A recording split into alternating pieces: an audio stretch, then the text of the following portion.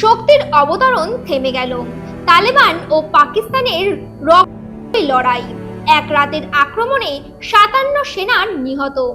এক রাতের ধাক্কায় উত্তাল সীমানা। মাত্র কয়েকদিনেই ধ্বংস আফগানিস্তান। পাকিস্তান সীমান্তকে আবারও রক্তাক্ত করে তুলেছে। উভয় পক্ষই একে অপরের বিরুদ্ধে বড় অভিযোগ করছে।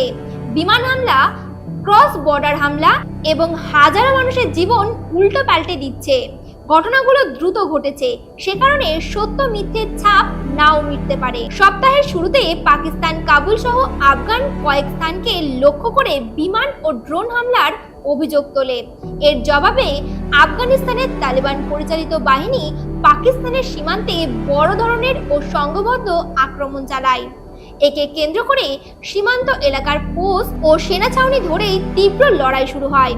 উভয় পক্ষই একে অপরের বিরুদ্ধে বড় সংখ্যক হতাহতের কথা জানিয়েছে। তালেবানদের দাবি, রাতে অভিযানে পাকিস্তানি বাহিনীর বহু পোস্ট ধ্বংস এবং হামলায় বড় সংখ্যক পাকিস্তানি সেনা নিহত হয়েছে।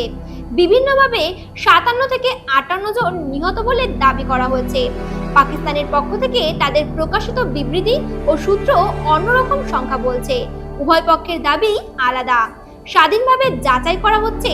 আন্তর্জাতিক সংবাদ মাধ্যমগুলো দর্শকেরা ডজন ডজন হতাহতের কথা বলেছে। পাকিস্তান শৈল্পিক ও শক্তিশালী আকাশ সামর্থ্য ব্যবহার করেছে। যুদ্ধ বিমান, দূর দূরান্তীয় সিস্টেম এবং ড্রোনের উল্লেখ এসেছে। পাকিস্তানের কাছে আছে আধুনিক যুদ্ধ বিমান ও দূরপাল্লার সামরিক সক্ষমতা। কিন্তু মাটির পারদর্শিতায় তালেবানরা তাদের নৈপুণ্য দেখায়।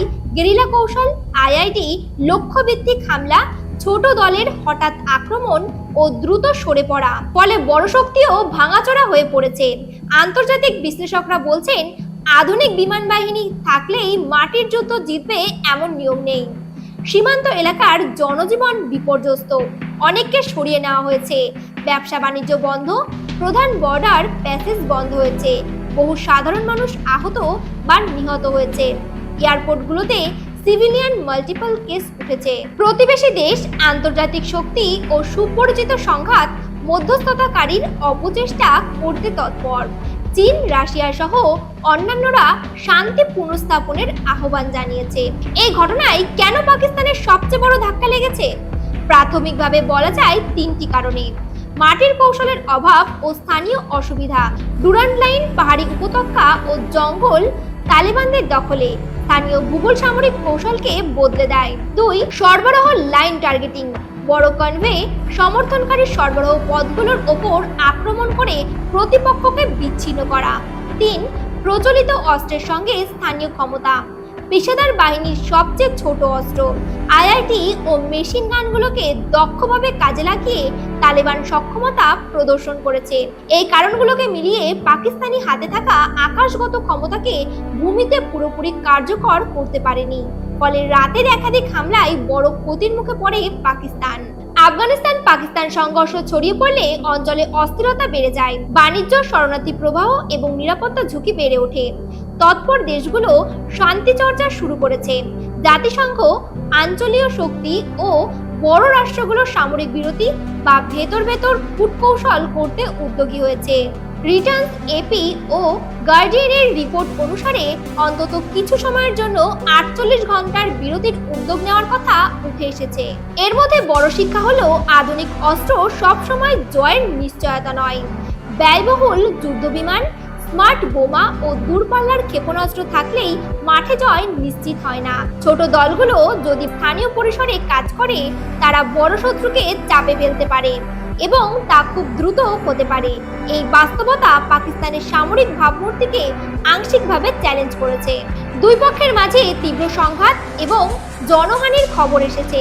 নির্দিষ্ট সংখ্যা নিয়ে বিবৃতি ভিন্ন ভিন্ন। আমেরিকা, চীন ও অন্যান্য শক্তি মধ্যস্থতার চেষ্টা করছে। কিছু রিপোর্ট অনুযায়ী সীমান্তে অস্থায়ী 48 ঘন্টার শান্তি চুক্তি বা বিরতি নিয়ে কথাবার্তা হয়েছে। পরিস্থিতি ধীরে ধীরে বিকশিত হচ্ছে, কিন্তু ঝুঁকি এখনো আছে।